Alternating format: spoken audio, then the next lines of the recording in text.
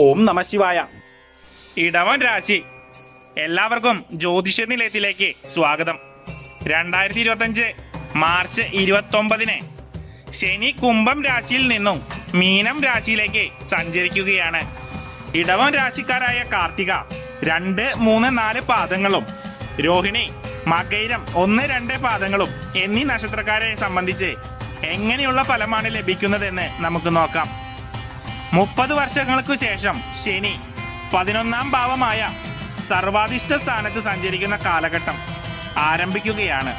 കണ്ടകശനി ദോഷത്തിൽ നിന്നും മുക്തി ലഭിക്കുകയും സർവ ഐശ്വര്യങ്ങളുടെ കാലഘട്ടം ആരംഭിക്കാൻ പോവുകയാണ് മാർച്ച് 29 ശേഷം. കഴിഞ്ഞ 2.5 കൊല്ലമായി ഒരുപാട് ദുഃഖങ്ങൾ അനുഭവിച്ചവരാണ് ഇടവക്കൂറുകാർ.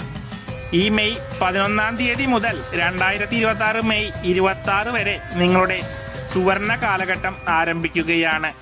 കൊട്ടാര സദൃശ്യമായ വീട് പണിയുവാനും വാഹനം, ഭൂമി, നല്ല വസ്ത്രങ്ങൾ, ആഭരണങ്ങൾ എന്നിവ വാങ്ങുവാനുള്ള ഭാഗ്യങ്ങൾ നിങ്ങൾക്ക് വന്നു ചേരുക തന്നെ ചെയ്യും. ഇതുവരെ ശാരീരികമായും മാനസികമായും വിഷമിച്ചിരുന്ന ഇടവം രാശിക്കാർ ഇനി വളരെ മനോഹരമായി ജീവിതത്തിൽ വിജയം കൈവരിക്കുക തന്നെ ചെയ്യും. വിദ്യാർത്ഥികൾക്ക് പഠിക്കുവാനുള്ള വിരസത കുറഞ്ഞ് പഠനത്തിൽ മികച്ചവരായി തീരാൻ ഈ ശനിമാറ്റത്തോടെ സാധിക്കുന്നതാണ്. കഴിഞ്ഞ കാലഘട്ടത്തിലൊക്കെ 10 രൂപ ലഭിച്ചാൽ 20 രൂപയുടെ ചിലവ് എന്ന് പറയുന്നത് പോലെ ഒരു സമ്പാദ്യം നിങ്ങളുടെ ജീവിതത്തിൽ ലഭിച്ചു കാണുവാനുള്ള സാധ്യത ഇല്ല.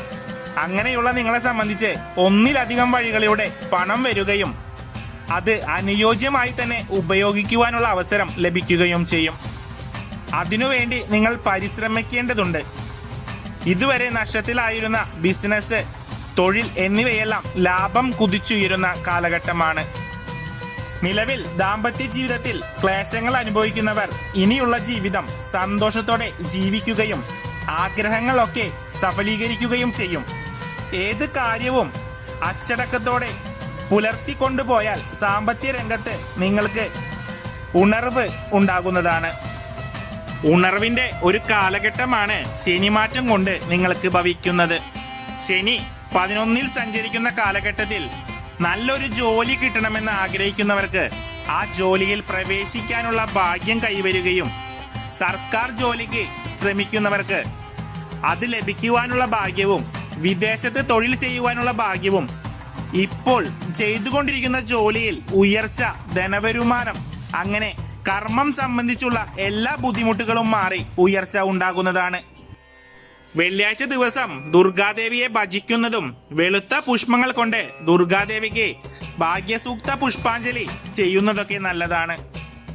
ഈ ചാനൽ ഇഷ്ടപ്പെട്ടിട്ടുണ്ടെങ്കിൽ മറ്റുള്ളവരിലേക്കും ഷെയർ ചെയ്ത് ചാനൽ സബ്സ്ക്രൈബ് ചെയ്യുക, ബെൽ ബട്ടൺ കൂടി അമർത്തുക. നന്ദി, നമസ്കാരം.